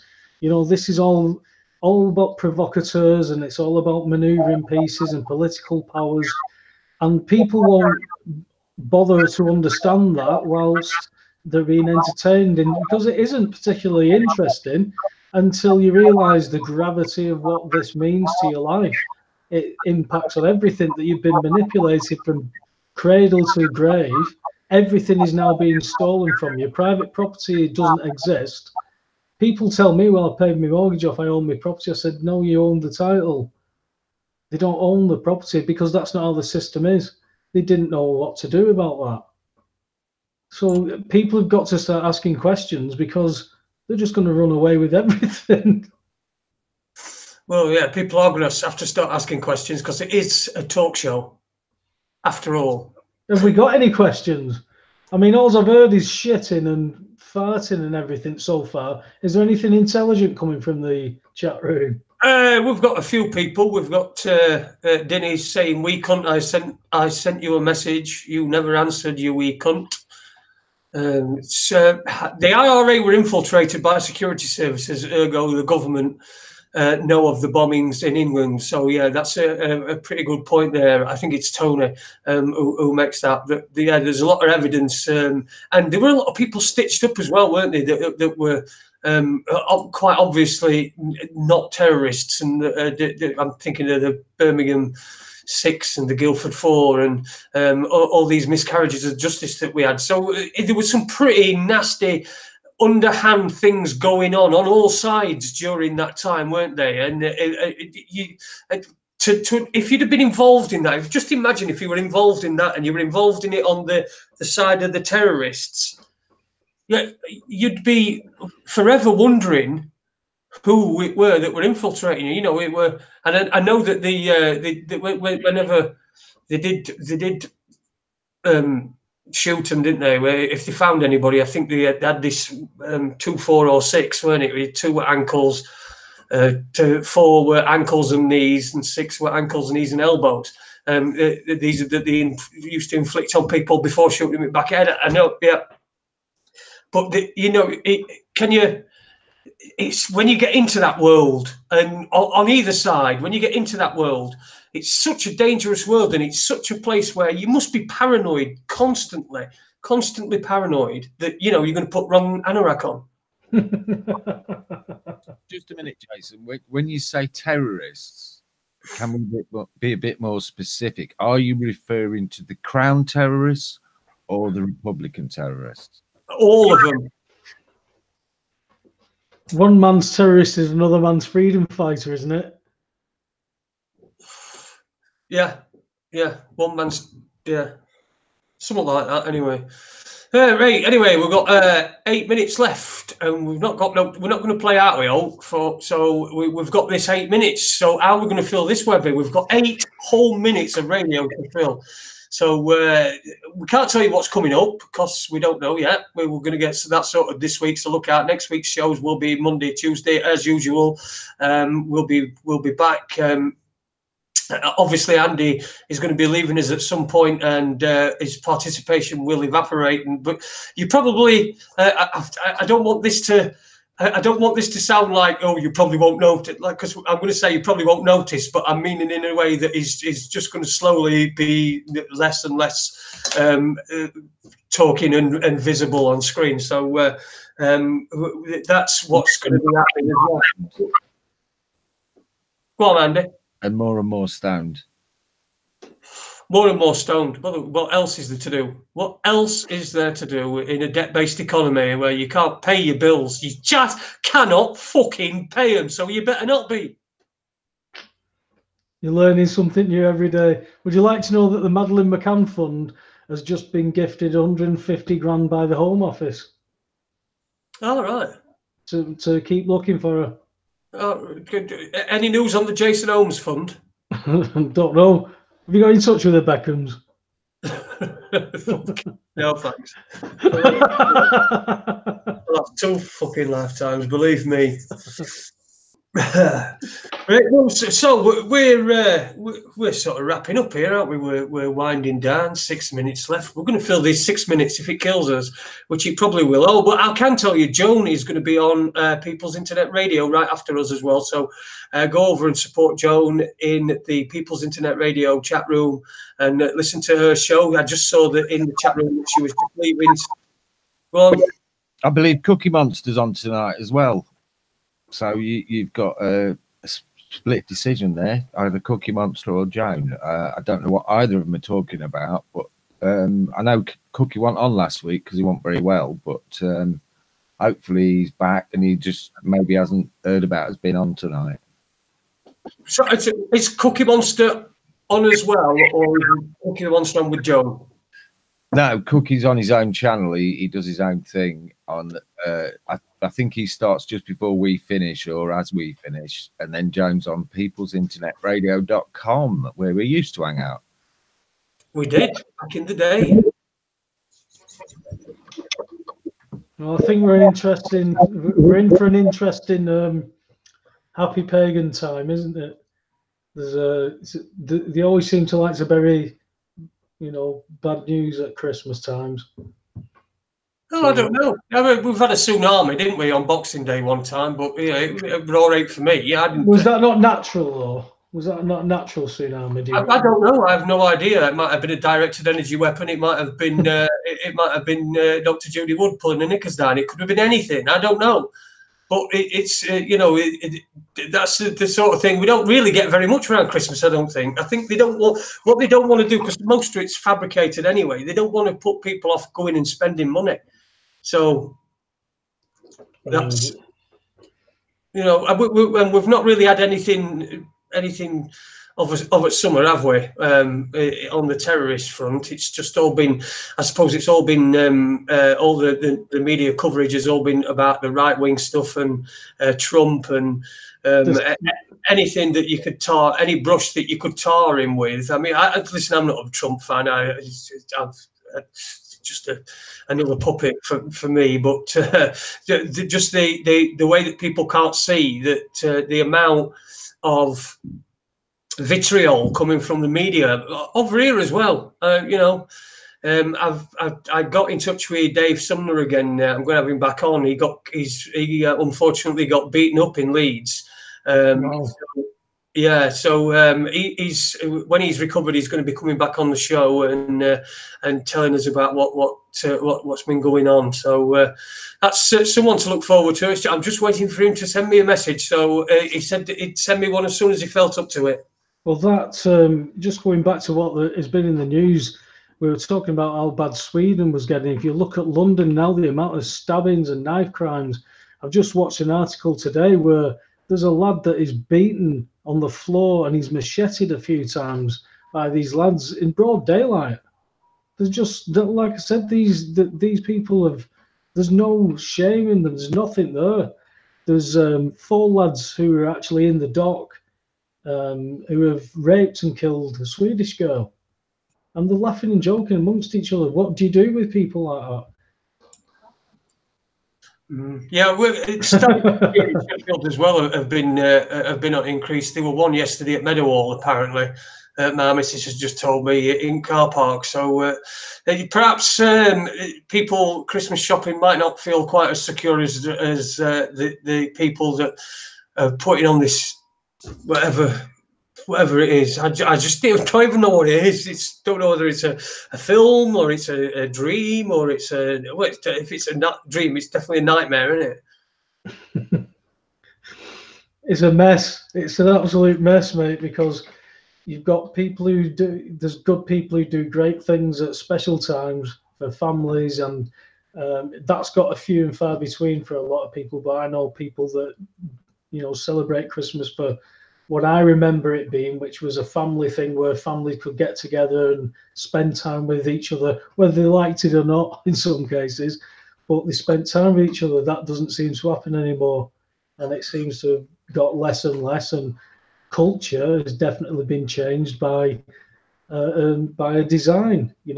I've said before, mentioned the Kalergi plan, go and read it. This is nothing that they've hidden. It's all there. It's just if people can be asked. Yeah, that's right. Well, anyway, we have got to the end of the show. We've finally made it. We've clawed our way. I've got a 33-second clip to play out with. So that should see us right through till 9 o'clock. I've got to say, listen, I'm sorry to everybody that we didn't have a guest tonight, but really, myself and Paul and Andy to a degree were really up to it yesterday. So we were unsure about today. Unsure about today. So this is why it's just been us 3. But we felt that thanks to your support, your continued support, and continuing to listen, we thought we'd make sure that there was something there for you to listen to. So, Webby, are you off to go and get your toilet paper out of the fridge? No, mate. I'm not even venturing there, pal. Andy, last word from you, mate. We've got 2 futures ahead of us. The Orwellian one, boot stamping on a human face forever, which seems to be getting closer and closer, or a golden age. It's up to us. Let's decide which do we want. Excellent. Get yourself right. Yes, and get yourself right. Everybody do that. And listen, don't anybody do any racism. It's bad. Take it easy. We'll see you next week.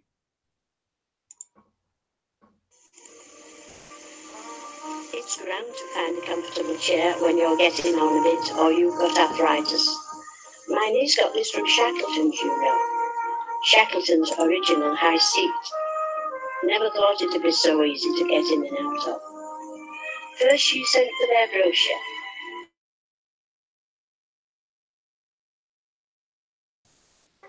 Love that one at the end. Chair.